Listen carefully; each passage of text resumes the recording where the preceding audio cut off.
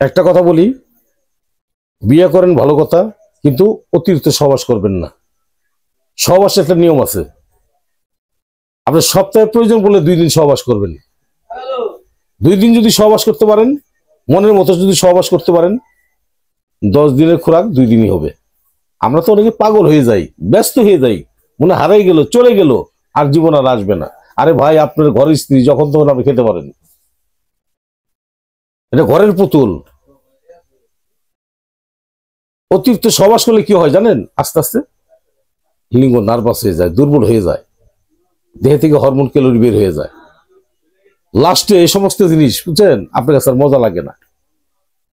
আমি আপনাকে অনুরোধ করলাম, চিকিৎসা করেন, ন্যাচারাল ওষুধ খান।